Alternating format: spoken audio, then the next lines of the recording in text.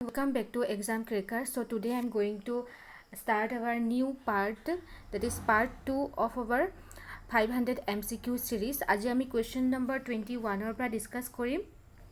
Question number 20 loke ami discuss korisilu, right? So question number 21, Arya dharmor mul kotha asil. Arya dharmor mul kotha ki asil? Juddha, tyag, meditation, krishi kormo, ইয়াৰ শুদ্ধ উত্তৰটো হ'ব ত্যাগ। Question number 22, Qutub Minar নিৰ্মাণ কৰাইছিল।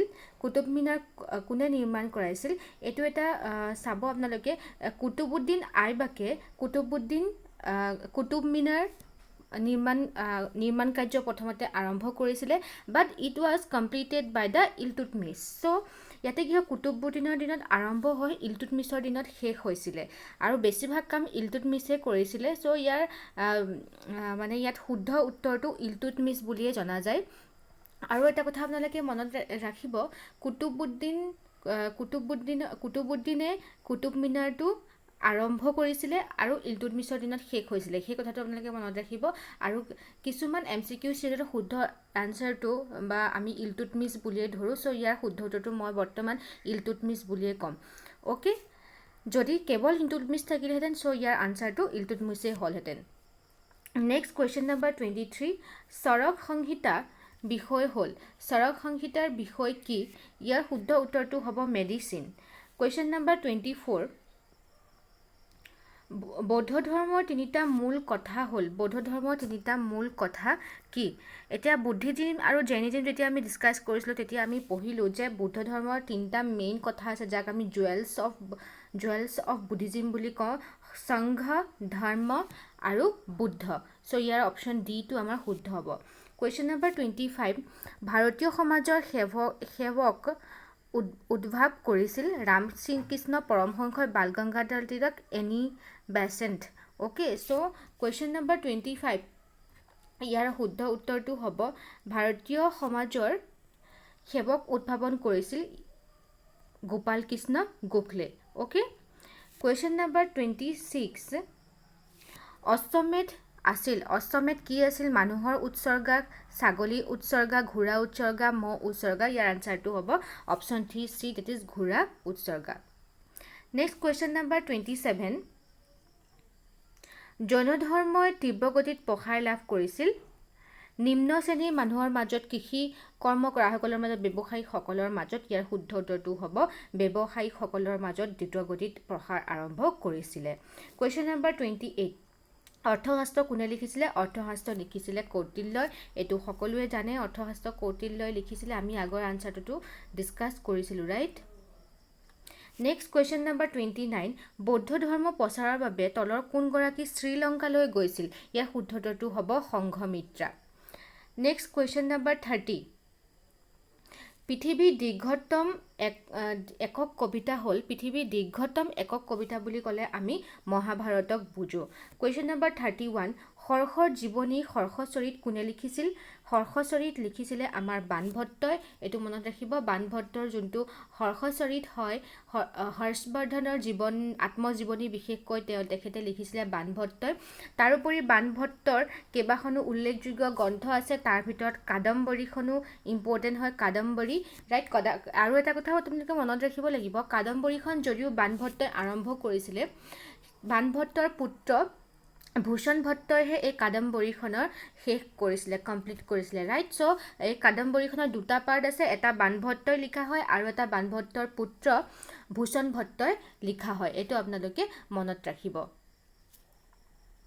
Next question number 32,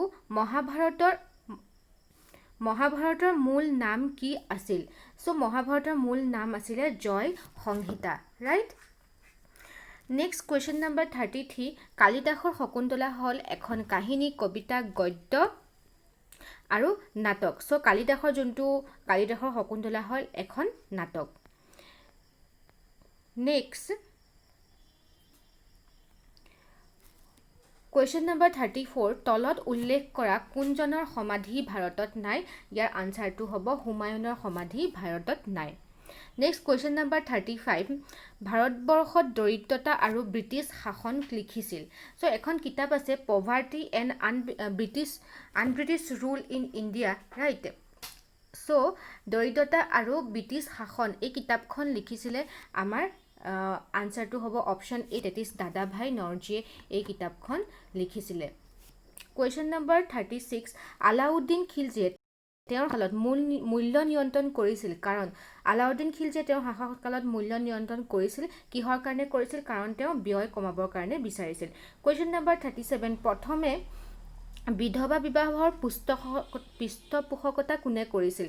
ইয়াৰ শুদ্ধ উত্তৰটো হ'ব ৰাজা ৰামমোহন ৰায়। ৰাজা ৰামমোহন ৰায় প্ৰথমজন ছ'চিয়েল ৰিফৰ্মাৰ আছিলে যিজনে বিধৱা বিবাহৰ পৃষ্ঠপোষকতা কৰিছিলে। আৰু এটা কথা মনত ৰাখিব, এনি বেচেণ্টৰ লগত লগ হৈ পেলাই তেওঁ ব্ৰাহ্ম সমাজো প্ৰতিষ্ঠা কৰিছিলে ৰাজা ৰামমোহন ৰায়ে। আৰু ৰাজা ৰামমোহন ৰায়ৰ লগত ৰিলেটেড আৰু এটা কথা আপোনালোকে মনত ৰাখিব, he is known as father of modern India. Father of modern India বুলি ক'লে আমি ৰাজা ৰামমোহন ৰায়ক বুজোঁ, বা ফাদাৰ অফ বেংগল ৰেনেশ্যন্স বুলি ক'লে আমি ৰাজা ৰামমোহন ৰায়কে বুজোঁ, ৰাইট। নেক্সট কুৱেশ্যন নম্বৰ 38, ভাৰতৰ স্বাধীনতাৰ সময়ত ইংলেণ্ডৰ প্ৰধানমন্ত্ৰী কোন আছিল? শুদ্ধ উত্তৰটো হ'ব B, Lord Attlee. Question number 39, স্বাধীনতাৰ পূৰ্বে কেন্দ্ৰত এখন অন্তৰ্বৰ্তী চৰকাৰ গঠন কৰা হৈছিল। কেবিনেট মিছনৰ পৰিদৰ্শনৰ পাছত, তৃতীয় ঘূৰণীয়া মেজমেলৰ পাছত, কেবিনেট মিছনৰ পৰিদৰ্শনৰ আগত, ক্ৰিপছ মিছনৰ পৰিদৰ্শনৰ পাছত। চ' ইয়াৰ শুদ্ধ উত্তৰটো হ'ব আপোনালোকৰ স্বাধীনতাৰ পূৰ্বে এখন অন্তৰ্বৰ্তীকালীন চৰকাৰ ঘোষণা কৰা হৈছিল। চ' ইয়াৰ আনচাৰটো হ'ব কেবিনেট মিছনৰ পৰিদৰ্শনৰ পাছত। So' A is the right option. Question number 40, দ্বিতীয় বিশ্বযুদ্ধৰ সময়ত ভাৰতীয় জাতীয় কংগ্ৰেছে সিদ্ধান্ত লৈছিল যে, চ' দ্বিতীয় যুদ্ধবিৰত ছেকেণ্ড ৱৰ্ল্ড ৱাৰৰ সময়ত আমাৰ ভাৰতীয় জাতীয় কংগ্ৰেছে কি সিদ্ধান্ত লৈছিল? ইয়াত হ'ব অপশ্যন চি, ডেট ইজ ই ব্ৰিটিছক সমৰ্থন জনাব যদিহে ভাৰতক সম্পূৰ্ণ স্বাধীনতা মঞ্জুৰ কৰে। ব্ৰিটিছক সমৰ্থন জনালেহে ভাৰতক সম্পূৰ্ণ স্বাধীনতা মঞ্জুৰ কৰিব, তেতিয়াহে কি হয়, দ্বিতীয় বিশ্বযুদ্ধৰ সময়ত ভাৰতীয় জাতীয় কংগ্ৰেছে এই সিদ্ধান্তটো লৈছিল। কুৱেশ্যন নম্বৰ 41, ভিয়েনা কংগ্ৰেছ কোন চনত হৈছিল? চ' ভিয়েনা কংগ্ৰেছ ইম্পৰ্টেণ্ট এটা ইভেণ্ট হয়, ৰাইট। ভিয়েনা কংগ্ৰেছ আমাৰ ইয়াতে অপশ্যন এ 1815 চনত ভিয়েনা কংগ্ৰেছ হৈছিল। কুৱেশ্যন নম্বৰ 42, প্ৰথম বিশ্বযুদ্ধ তলৰ কোনটো তাৰিখে সমাপ্ত হৈছিল? চ' ইয়াৰ আনচাৰটো হ'ব, ডাইৰেক্ট আনচাৰটো কওঁ, 1918 চনৰ 11 নৱেম্বৰত, 11 নৱেম্বৰৰ 1918 চনত প্ৰথম বিশ্বযুদ্ধ সমাপ্ত হৈছিল। তাৰোপৰি আপোনালোকে আৰু এটা কথা মনত ৰাখিব, 28 জুলাই 1914ত আমাৰ প্ৰথম বিশ্বযুদ্ধ আৰম্ভ হৈছিলে। 28 জুলাই 1914ৰ পৰা 1918ৰ 11 নৱেম্বৰলৈকে প্ৰথম বিশ্বযুদ্ধ চলিছিলে। কুৱেশ্যন নম্বৰ 41, কোনজন শাসকে বিক্ৰমাদিত্য উপাধি পাইছিল? চ' ইয়াৰ আনচাৰটো হ'ব চন্দ্ৰগুপ্ত দ্বিতীয়। Question number 44, Fahien and Hiuen চাঙৰ মাজত চীনৰ হোৱাৰ বাদে আৰু কি মিল আছিল? চ' তেওঁলোক দুয়োগৰাকী তীৰ্থযাত্ৰী আছিল, এইটো মিল আছিলে। কুৱেশ্যন নম্বৰ 45, কনৌজৰ ৰজা হৰ্ষৰ সমসাময়িক অসমীয়া ৰজা কোন আছিল? চ' হৰ্ষবৰ্ধন বা হৰ্ষৰ সমসাময়িক ৰজা অসমৰ আছিল আমাৰ ভাস্কৰ বৰ্মা, বৰ্মন ডাইনেষ্টি তেওঁৰ ৰজা আছিল, তেওঁৰ দিনতে হিউৱেন চাং অসমলৈ আহিছিল, ৰাইট।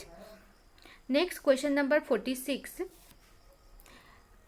1857 চনৰ বিদ্ৰোহৰ সময়ত কামৰূপত চিপাহীসকলক কোনে নেতৃত্ব দিছিল? চ' 1857 চিপাহী বিদ্ৰোহৰ সময়ত চিপাহীসকলক কামৰূপত বিশেষকৈ নেতৃত্ব দিছিল নানা চাহাব। এইটো আপোনালোকে মনত ৰাখিব, ইম্পৰ্টেণ্ট হয়। নেক্সট কুৱেশ্যন নম্বৰ 47, পশ্চিম ভাৰতত কাগজৰ ব্যৱহাৰ প্ৰচলন কৰিছিল।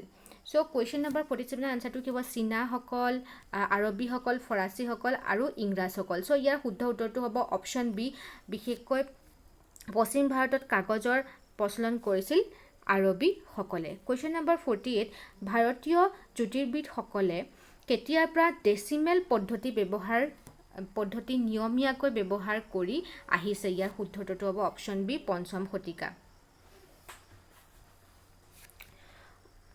নেক্সট কুৱেশ্যন নম্বৰ 49, ইব্ৰাহিম লোডি আৰু বাবৰৰ মাজত পানিপথৰ যুদ্ধ হৈছিল 1526 চনত আমাৰ পানীপথৰ প্ৰথম যুদ্ধ ইব্ৰাহিম লোডি আৰু বাবৰৰ মাজত হৈছিল। কুৱেশ্যন নম্বৰ 50 শ্বাহজাহানে কাৰ মৰমৰ স্মৃতিত তাজমহল নিৰ্মাণ কৰাইছিল? সহজ উত্তৰ হয় ৰাইট মমতাজৰ স্মৃতিত তেওঁ কি কৰিছিলে তাজমহল নিৰ্মাণ কৰাইছিল। চ' আজি আমি এই 20টা কুৱেশ্যন ডিছকাছ কৰিলোঁ। কুৱেশ্যন নম্বৰ 50 লৈকে আমি ডিছকাছ কৰিলোঁ। আপোনালোকে এই 500 MCQ চিৰিজটো চাই থাকিব। যদি কিবা সুধিব লগা থাকে বা ডাউটছ থাকে আপোনালোকে কমেণ্ট ছেকশ্যনত সুধিব পাৰে। নেক্সট আমি কুৱেশ্যন নম্বৰ 51ৰ পৰা ডিছকাছ কৰিম। থেংক ইউ ফৰ ৱাচিং and God bless you all.